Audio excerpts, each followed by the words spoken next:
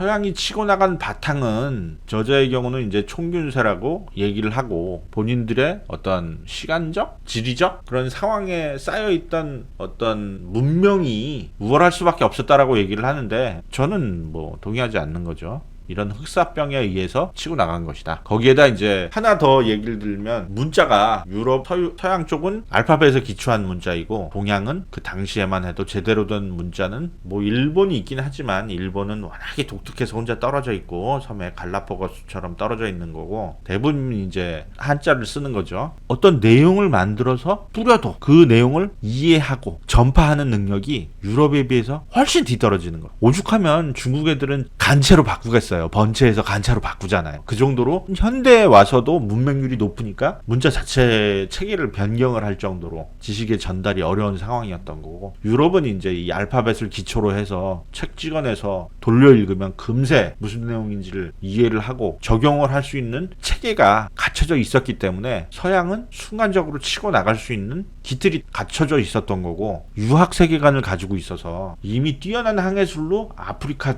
대륙까지 갈 수 있었던 능력이면은 뭐 이쪽에 태평양 건너가지고 뭐 하와이나 캘리포니아 쪽 가는 거는 일도 아니었을 텐데도 불구하고 유학 세계관은 자기 중심적인 세계관을 유지하면서 또 자급자족 경제가 가능했고 또 의외로 무식한 사람들이 많았기 때문에 권력자가 편안함을 안주하는 경우에는 동양이 서양처럼 치고 나갈 수 없었던 그런 방향이 정리가 된다고 저는 생각을 합니다. 원래 이제 기본판은 그런 내용들을 정리를 하고 끝나는데요. 시간이 흐르면서 저자가 추가로 연구했던 내용을 추가를 해서 증보판이 이제 책이 나오게 돼요. 저도 나중에 이제 증보판을 한 번 더 보게 되면서 본 내용이 있어서 소개를 하는데 한국과 일본은 유년기를 같이 보낸 쌍둥이다. 이제 이런 내용을 표현을 합니다. 그래서 일본의 언어는 고구려 계열이다. 여기에 보시면 이제 북방 쪽을 통해서 내려왔던 우리 조상들은 한반도에 자리를 잡았고 같이 북방으로 이주해온 한 계열은 이제 빙하기 시대의 육지였던 이 바다를 통해서 일본 열도에 이제 정착을 하게 된다. 그래서 헤어지기 전에 쓰던 언어 계열이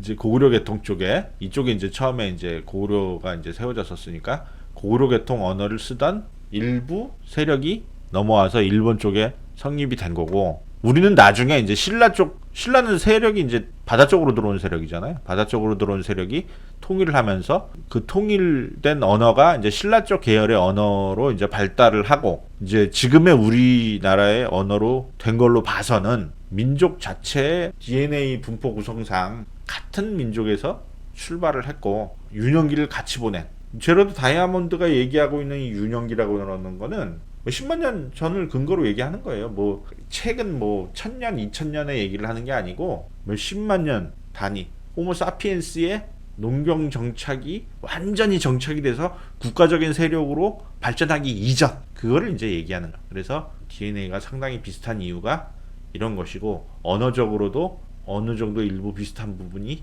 있는 이유도 이런 것이다 라고 이제 제러드 선생이 얘기를 합니다. 참고로 제러드 다이아몬드가 여러 가지 언어를 사용하는 언어학자입니다. 사실 그 전에는 조류학자라고도 이제 돼서 아까 그 저작을 하게 된 동기가 이제 세일을 연구하려고 그 기니섬에 갔던 거고 의외로 또 언어에도 다양한 재능을 가지고 계셔가지고 이런 어떤 언어적인 분석을 통해서 한국과 일본에 대한 이런 내용도 책에 적어 넣으셨던 것 같습니다.